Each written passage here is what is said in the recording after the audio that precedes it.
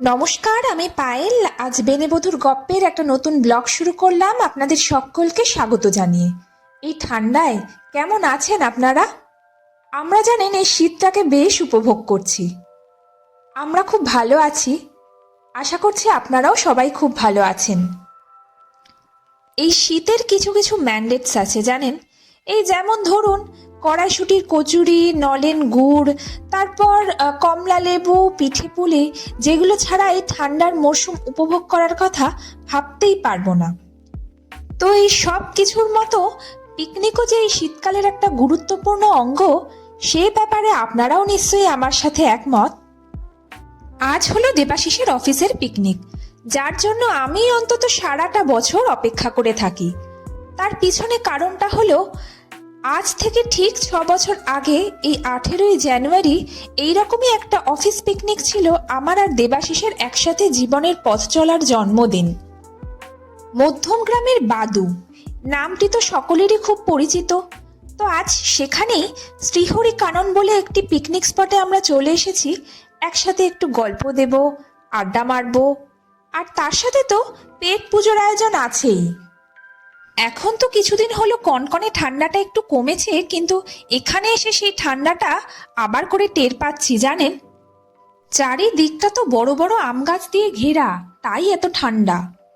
তো এই কনকনে ঠান্ডায় গরম গরম কড়াইশুঁটির কচুরি আর আলুর দম দিয়ে শুরু করলাম আজকের খাওয়া দাওয়ার পর্ব। আলুর দমটা দারুণ হয়েছিল। আর ছিল নলেন গুড়ের শাক সন্দেশ। ওদের অফিস থেকে যে মাঠটি বুক করা হয়েছিল সেটির নাম কিরণ ময়দান।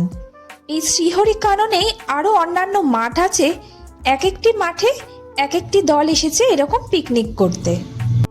চারিদিকে ফুলের বাগান দিয়ে ঘেরা এই পিকনিক স্পটটি বেশ মনে ধরেছে আমার। জানেন, 6 বছর আগে ওই যে পিকনিকটি হয়েছিল না, ওটি ছিল আমার জীবনের প্রথম অফিস পিকনিক। কতজন যে গেছিল সেইবার, গুটি কয়েক লোকজনকে চিনতাম তখন। এই 6 বছরে কত কিছু বদলে গেছে, কত চেনা মুখ আর দেখতে পাই না, কত নতুন নতুন মুখ, তাদের সাথে নতুনভাবে পরিচয়। পিকনিকের সদস্যের সংখ্যাও ধীরে ধীরে কমছে। তবে আমার কিন্তু প্রতি বছরের এই আয়োজন করা পিকনিকের পার্টিসিপেশনটা কনস্ট্যান্ট রয়ে গেছে, দেবাশিসেরও তাই। আসলে কি বলুন তো, ওই দুর্গাপুজোর আগে একটা দিন বরাদ্দ থাকে না, সেদিন পুরো ঘরদোর সাফ সাফাই করা হয়, পুরনো আসবাবপত্রে পড়ে থাকা সারা বছরের ধুলো পরিষ্কার করা হয়। আমার জন্য এই পিকনিকটিও সেই রকমই। আমার ওই 6 বছর আগের স্মৃতিতে জমে যাওয়া ধুলোটা সাফ করে তাকে আবার নতুন করে ফিরে পাওয়ার দিন হলো এটি। যে যার মতন কাজে ব্যস্ত, কেউ ছবি তুলছে তো কেউ ঘুরে বেড়াচ্ছে। আমিও এর মধ্যে থেকে তাই টুক করে সুযোগ বুঝে দুটো ছবি তুলে নিলাম। এই যে আমরা এই কজন হলাম আজকের পিকনিকের মেম্বার। প্রকৃতির নিয়মে আমাদের শরীরের বয়স বাড়লেও মনের বয়সটা নিয়ন্ত্রণ করা তো আমাদেরই হাতে বলুন। তো কিছু কিছু ক্ষেত্রে মনের বয়সটাকে মোটেও বাড়তে দেওয়া চলবে না। তাই আমার এই শিশু মনটা অনেকক্ষণ থেকেই চাইছিল দোলনা চড়তে, তো অবশেষে তাতে চেপেই বসলাম বুঝলেন। ও শ্বেতা, দেবাশিসের এক কলিগের ওয়াইফ আর আমার ভালো বন্ধু। আমার দোলনার ভিডিওটি ওরই তোলা। পিকনিকে যেহেতু লোক সংখ্যা কম, তাই আয়োজনও কম, কিন্তু তাতে কি, ইচ্ছে থাকলেই উপায় হয়। 20 লিটার জলের জার আর ক্রিকেট স্টাম্প দিয়ে তাই শুরু হলো হাড়ি ভাঙা খেলা। কি অবস্থা দেখুন একবার, যে খেলছে তার একেবারে নাজেহাল দশা।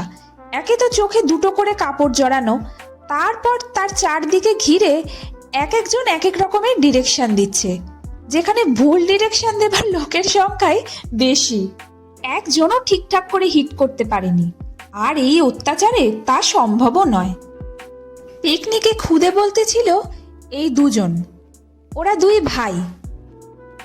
ভাবছিলাম এই স্লিপটায় চড়বো, তো বেচারা স্লিপ আমার ভারটা বইতে পারবে কিনা সেই 7-5 ভেবে ওটায় চড়ার আর সাহস হলো না।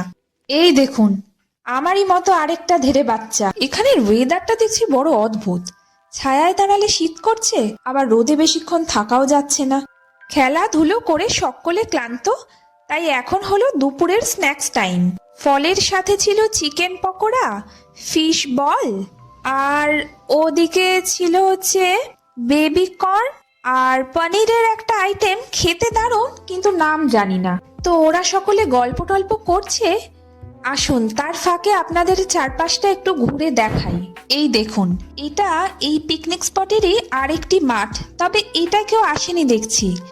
স্পটের পাশেই এই বাড়িটি চোখে পড়ল। ছোট্টর মধ্যে বেশ সুন্দর দেখতে, বলুন। চারপাশে এই এত গাছগাছালির জন্য বাড়িগুলো আরো সুন্দর লাগছে দেখতে। বছরের এই একটি দিন অনেক কিছুর সাক্ষী। এই যেমন ধরুন, নাচ নামক বিষয়টিতে এদের সকলেরই যে এত প্রতিভা, এই দিনটা না হলে তো জানতেই পারতাম না, হয়তো ওরা নিজেরাও জানতো না। একটু মশকরা করছিলাম। এইগুলোই তো হলো পিকনিকের আসল মজা, বলুন। এই খুদে দুটোও দেখছি ওদের মতোই নাচের দলে নাম লিখিয়েছে, আর যার সাথে নাচছে ওর নাম সম্রাট। ও আমার ক্লাস 7-এর বন্ধু, কিন্তু বাই কোইন্সিডেন্স আমরা এই একই প্রজেক্টে কাজ করতাম। ও কনিষ্ক। খুব মজার কথা, এত সিরিয়াসলি আপনাকে বলবে যে আপনি ধরতেই পারবেন না ওটা জোক ছিল। তবে ও যে এত সুন্দর গান করে তা আমরা এই প্রথম জানতে পারলাম। থামতে চাইলে থেমেই যাওয়া ভালো, জমলে কথা বলেই দেওয়া যায়। ঠিক কতটা আগলে রাখতে আলো, চোখের কোনো জোনাকি জন্মায়। অবাক হয়ে তাকিয়ে থাকা প্রিয় কাজল তোমার এমনি কলসাল। কবিতাটা সম্রাটের নিজের লেখা, অপূর্ব। এসব শুনে আমারও একটু গান গাইবার স্বাদ হলো, তাই হিজিবিজি যা পারলাম একটু গেয়ে নিলাম আর কি। তবে গানগুলো শোনাতে পারলাম না, কারণ পাশে যাদের পিকনিক হচ্ছিল তারা গান চালিয়েছিল, তাই কপিরাইট ইস্যু হয়ে যেতে পারে। শীতকালের পড়ন্ত বেলার এই রোদ্দুরটা বেশ লাগে, বলুন। আমার মা বলে মিঠে রোদ। এখন প্রায় ওই 4টে বাজে, খিদেটা পেয়েছেও। আমরাই লাস্ট ব্যাচ আর কি। তবে যা মনে হচ্ছে এখনো সকলকে জড়ো করতে করতে ওই 4:30 বাজবে। পাতে পড়েছে গরম গরম ফিশ ফিঙ্গার, কাসুন্দি আর স্যালাড। পরের মেনু চিংড়ি দিয়ে ফুলকপির ডালনা আর ঝুড়ো আলু ভাজা। ডালটা আর নিইনি।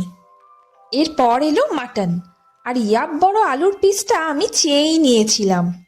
আর এইবারের মতন শীতের পিকনিকের খাওয়া দাওয়া শেষ করলাম চাটনি আর ব্যাট বল পাঁপড় দিয়ে। সবাই খেয়ে দিয়ে উঠে যে একটু জিরোবো তার আর উপায় নেই। এখানে এসে জানেন একটা অভিনব জিনিস দেখলাম, দাঁড়ান আপনাদের দেখাই।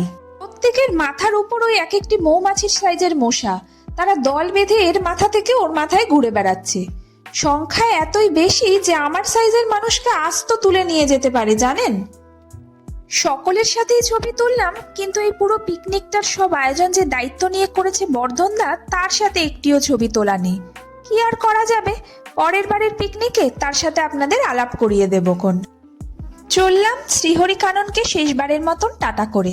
আবার কখনো ওর সাথে দেখা হবে কিনা জানি না, তবে আপনাদের সাথে কিন্তু খুব শিগগির দেখা হবে। ততদিন আপনারা সকলে ভালো থাকবেন আর সকলকে ভালো রাখবেন।